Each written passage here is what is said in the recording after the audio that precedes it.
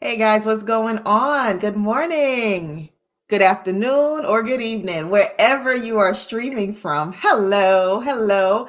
Happy Real Biz Life Day. What's good? What's going on? It's your chief visionary, Natasha Davis. Yes, right here. Come on in. It is time for the Real Biz Life show. Yes, we are live. We're going to have a good time today. Got some good, yummy stuff that we're talking about. I'm spilling some tea on a topic. Yes, indeed. Absolutely. So listen, for those who are just getting ready to jump in, happy Thursday. It is Real Biz Life Day. It's your chief visionary, Natasha Davis here, CEO of Impact Branding Consulting and founder of the SaaS tool for consultants to profit enhancer analysis. For those who don't know me, maybe you see me for the first time. You're like, who is this beautiful queen on the screen? I just made that up. Well, listen, I am a brand strategist and I am honored to serve business owners, companies, and government agencies for over 16 years, helping them to develop structure, strategy, and scale. I do what I do because hashtag I love it. Absolutely.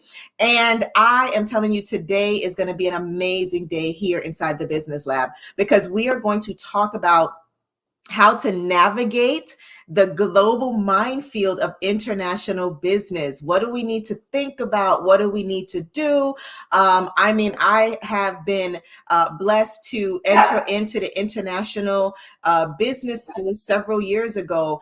And doing that, I learned a lot and I've been able to do a lot as well. When I tell you, I always tell you guys, you got to think big, you got to build momentum, and you got to do what? Scale fast. And so one of the things and one of the ways to do that is to expand your territory, right? To expand your footprint, go global, right? And so those are the things you want to think about. So as we're talking about that international business, we're going to be thinking about things like, the restrictions, the compliance matters that you have to adhere to. Those are things that you want to think about, right? You want to think about maybe also what are some of the cultural differences and the cultural nuances that you need to be aware of. The money, how does the money work? How do we make that exchange? If I'm here in the US, how do I pay my person abroad? How do I pay for items and products abroad, right? So many things to talk about today. I'm going to pull the covers back and we're going to explore some things. And again, I am scratching the surface today. I'm not like giving you everything, right? I'm scratching the surface. Why? Because in this particular live show, we get to dissect the good, the bad, and the strategy around business, right? That's what we get to do. And in the time that we spend, I get to transfer some knowledge to you so that you can lift the lid on your thinking, because I want you to really explore the possibilities and look at the opportunities for growth and for improvement, right? That's the key thing. I don't want you to get stuck, right? So go ahead, get your digital notes open, get your fingers ready to type. I'm gonna drop some knowledge today. And also, if you are a handwriter, go ahead and get your paper and pen ready. Let's do that. Doing some hashtag golden nuggets right here in the Business Lab. So come in, come and hang out, join me. Thank you for joining me today. I know you could be doing a bunch of stuff, but you know what? It's 9 a.m. Eastern Standard Time. This is what we do on Thursday, right? So go tag, go text, go and call somebody and let them know the Chief Visionary is live in the Business Lab and she's spilling some tea, dropping golden nuggets. And listen, business owners, don't let other business owners miss this. You do know that, right? All right. So listen. What did you do last week? Like, what golden nugget have you implemented this month, this week? What did you grab and say, you know what? I'm going to implement this. I'm going to make this happen. Drop that note. Let me know what's up. Give me a thumbs up. Say, yes, I got my golden nugget implemented, right? Yes, we are live. We are live in Facebook. We're live in Instagram, and we are live in LinkedIn, right? No, we're not. We're not live in Instagram. We're live in Facebook, LinkedIn, and YouTube. I need to get my life right. Let me get myself to get what was I doing last week, huh? Okay. So no, we are live, guys. Yes, we are live. We're live in LinkedIn, we're live in Facebook, and we're live in YouTube.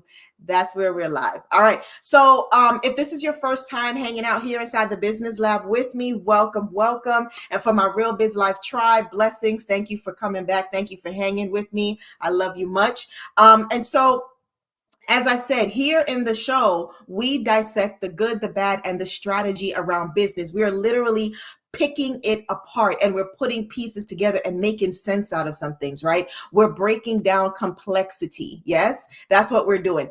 And as I'm transferring this knowledge and you're lifting the lid on your thinking, it's helping you to examine opportunities and possibilities where you can grow and where you can improve, right? All right. So as you sit here, get ready to get your tools, get your resources, get your strategies, and all for the purpose of what? Achieving economies of scale. That's what I love to do. That is my sweet spot, is strategy, risk management. We're achieving economies of scale because I want you to scale on purpose. Absolutely. All right. So somebody may be thinking, if you're just now getting here, um where'd you come from? What qualifies you to be able to do this? Do you have any expertise? Well, aside from the 16 plus years of experience that I have been doing strategic planning, risk management, and being a business strategist to not only companies, executives, and government agencies, I've written and published 3 books about brand development, strategic planning, business growth strategies as well. I have been honored to be recognized with several awards for the work that I've done. I've been featured on the Big Grit series, docu-series that was produced by Infusionsoft Keep, and I'm a certified score mentor. So that's just scratching the surface. But I've been around a while. I know I look like I'm just 18. I just crossed 18. I know I look cute and all, but I've been here for a little bit, right? I've been here for a while. I've done some things, right? All right, so check this out. I am committed to normalizing and simplifying strategic planning for you. So here, that's what we're going to do right here in the business lab. Okay. And so what I want you to do is get ready, because we are getting ready to go inside the business lab. But before I forget, I want to make sure that you know, as you are looking to mobilize your goals and achieve scale this year, you can get on-demand support right there from ibcacademyonline.com. That's ibcacademyonline.com. So you can get your on-demand support when you're looking to achieve scale, when you're looking to mobilize some of those goals. All right, so go ahead and check that out. Get whatever support you need. All right, guys, so let's go inside of the business lab. Let's get in there. Do you have your pens ready? Do you have your digital notes open? Do you have your minds ready to receive these hashtag golden nuggets? Good. All right, here we go. All right, so today we're going to navigate the minefield of doing international business. A lot of people maybe thinking about it, or they're actively doing it, but maybe they're not doing it well. Some people are doing it exceptionally well. And this may be just a little teaser, reminder, or refresher. Some people are thinking, I've never done it before, but I've been thinking about it, but ooh, I'm scared. Don't be scared. Don't be scared. Just be knowledgeable, right? Be knowledgeable, be strategic, and then you don't have to be scared. Yes, I'm talking about strategy as always. That's how that goes. That's how it goes. All right. So let me share with you that in about February of 2024 of this year, right? Because it's 2024 when this is being, aired, recorded, right? When we're going live. So if you're watching this on a replay, it's 2024. So, but in February of this year, the U.S. Small Business Administration, they did a study and they reported that we now have about 33 plus million small businesses that are operating, right? That they know of, because we got some people under the radar, right? So the SBA has been able to track 33 million small businesses that are actually operating, that are functioning, right? Now, the studies also have shown that 96% of those small businesses are engaged in some form of international business. Now, I don't want you to miss that. 96% of the 33 million small businesses are interacting and engaging in some form of international business. Okay. Now that form will look like maybe international employment, right? You're talking about a little over 5 million small businesses on average have a team of 20 team members. Has on average about 5+ million have about 20 team members. Some of those team members are from an international territory. The other form of international engagement is trade, right? Import, export of goods. Another form of international business is service delivery, right? Thanks to technology, we are able to deliver services so much more easier and so much more diverse. We're able to move things around. Okay. All right. So here's what I say to you, right?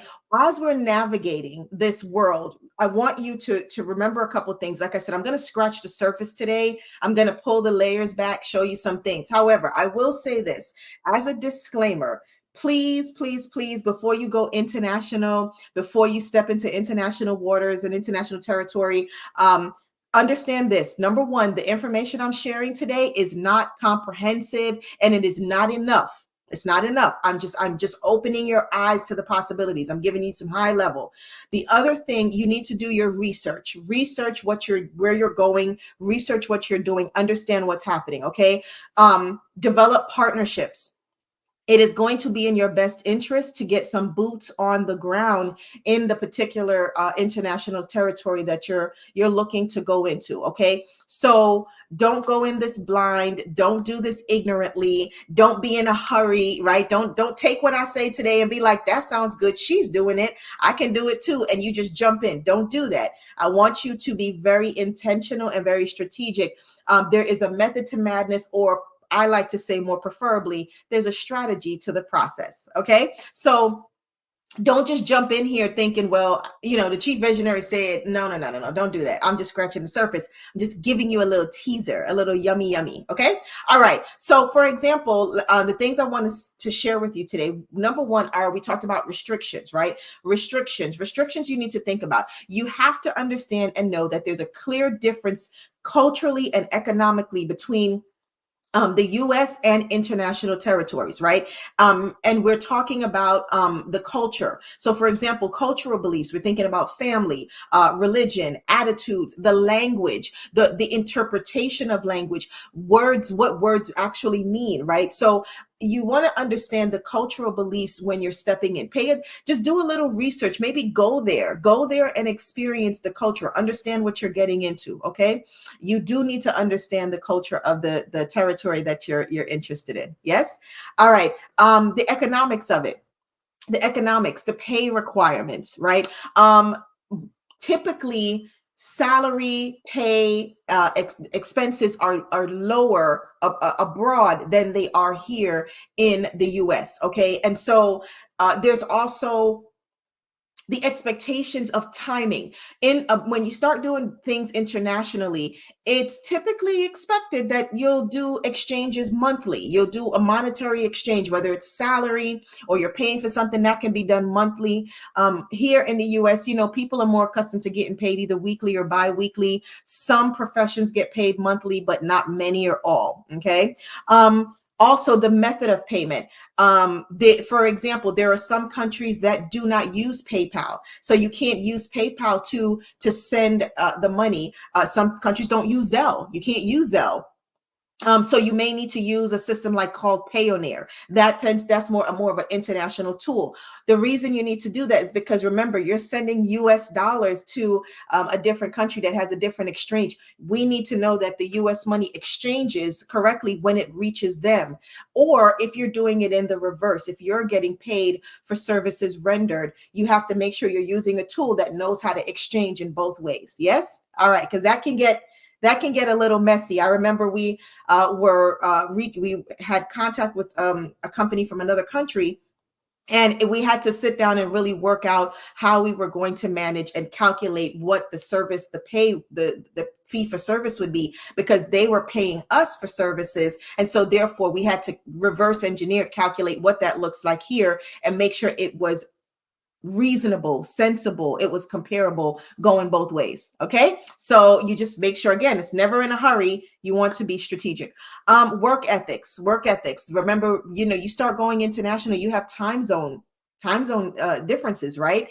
And you could be 12 hours behind, 6 hours ahead. You never know. So pay attention to that. I like to make sure I have an app or you have your watch, your little smart watch, and make sure if we start going international, have all of your time zones available right at your disposal. You can open it up and know where you are, right? One, you don't want to call someone at midnight or 2 o'clock in the morning, and you don't want them calling you that time either. So look at the number of days that people work in a week, the number of days they work. Holidays, our U.S. holidays are different from international holidays, and international, they may not know the holiday. So don't be offended if you get a call on like Martin Luther King Day, or you get a call on the 4th of July. International does not celebrate the 4th of July. You're here barbecuing, they're there working. I'm just saying. All right. Compliance. We talked about compliance. Understand all the necessary and the applicable, like licenses, any permits, any reporting matters that you maybe need to take care of as it relates to your particular industry. So be really, really mindful and careful of that, right? So, like for example, say you have a team, and you have an international based team. Remember, international based teams, they use a W-8. You have to collect a W-8 form. You don't send them a W-9. They don't know what to do with that, right? But you need to make sure you have a W-8 because that's what you need for reporting. If you're doing like the trades of goods and things like that, you have to understand what your tariffs are. What are tariffs? Tariffs are taxes. So you need to understand what those tariffs are. If you travel in and out, physically travel in and out, make sure you understand, does this country require you to pay an entry fee or an exit fee? There are some countries you have to pay a nominal fee when you exit the country. There are some countries when you enter, you have to pay a nominal fee to enter. It's not crazy, but it's present, and you need to know how to be able to manage that, right? Who do you need to report to? Those are things. Who do you need to report to? Make sure there are no bans. There are no bans. There are no limits to the trade with another country. You are a U.S. person. So you're a citizen here in the U.S. You function here in the U.S. So you have to adhere to the laws and what happens here in the U.S. If the U.S. says there's a ban on trading with another country, then don't trade with them. You can't do that. You're going to get yourself in trouble, and it's not worth it. All right, let's keep it clean, people. Let's keep it clean. All right, good. All right, are y'all catching these golden nuggets? Y'all catching these golden nuggets? Awesome. All right, so intellectual property is another thing. Especially if you're moving, trademarkable things, copyrightable things, intellectual property is important. Data protection is also important. Pay attention to those things. Just because you have a U.S. patent or a U.S. trademark or a U.S. copyright, you do understand that does not carry weight when you go international. If you need to protect those things, you need to have another layer of filing with the patent office to protect yourself. Okay. All right. So we talked about the restrictions, we talked about work, we talked about pay, how do you pay, what are the pay expectations, we talked about that. Other things that we need to talk about is the exchange rate. Now this is important. I had mentioned this earlier as when I said exchange rates. When you are it's very important that you are knowledgeable about the current condition of the exchange rates. You understand that they fluctuate. Also, pay attention and be very knowledgeable about the cost of living. What is the cost of living in that international space in which you're entering into? I believe you should have a good exchange rate app that helps you to convert not only quickly but accurately. So make sure you get a good one. Don't get one of those crazy ones that the rate's not accurate or it's days behind. So get a good one, get an app, pay attention. So when you do need to convert, you got something, you open your app, you convert quickly, it makes sense, and everyone's happy, right? Cost of living is important. You do need to understand that. So let's say, for example, let's take the country of Vietnam, okay? So where the cost of living the normal cost of living in Vietnam is about $500 per month, right? About $500 a month. That would be more like the normal cost of living in the US is about $4,000, right? A month, right? Especially now with inflation and everything, right? So I want you to think about when you are exchanging and you're making pay, you're going to pay according to the cost of living for that country. Don't think about what it costs you to live here. So again, let's stick with the country of Vietnam. At the present time of this particular live show and at the recording, the exchange rate, which was checked this morning, $1 US is $24,000 in Vietnam. So if you pay someone $100 in the US of US dollars per month, you're paying them 2.4 million in Vietnam. Okay. So I'm just saying, don't feel like, oh, I got to pay them the same comparable price that I pay international. It's not the US. It's not the same. Don't feel bad or feel like you're cheating someone when you're paying, $8 an hour. $8 an hour in some countries actually equates to, $100 or $50 or $40 an hour. So just be mindful. That's why understanding exchange rate is important. Don't pay US salary. This is important. Don't get duped. Okay. Don't reach out and you're trying to hire someone to do work in another country, and that person or those people in another country are expecting you to pay the same price that you would pay someone in the US. That is not comparable, and it is not smart. It's not smart. So don't do that. Don't do that. There is a difference. Okay. There's a big difference. Understand the exchange rate, understand the cost of living, so that when you are paying someone, you're paying them what a comparable rate would be. The purpose of going international is for several different reasons, expanding your territory, but also is being able to get production and get cost control and all that good stuff. Okay. All right. Let's talk a little bit about logistics as it relates to international business. Some logistical things you want to think about. You guys know what I'm going to say. You know what I love? Supply chain. You got to understand your supply chain. Now, understand the demand, the procedures, the vulnerability of both goods and services as it relates to your industry and tied into supply chain, right? I have talked about and taught you guys about supply chain as it relates to the service industry right here inside the business lab. So you can't say you didn't know, because I taught y'all about supply chain as it relates to services here inside the business lab. I will probably grab that link and I'll pop it into the comment section so you can have an easy reference back to it, right? But I want you to be proactive when you're managing your supply chain and have the ability to respond to the demands efficiently and also effectively, right? So you want to be careful. Another thing you want to think about from a logistics when you're crossing over into international territory, I want you to think about the absolute advantage, as it relates to goods, right? So this is really important for people that produce goods, right?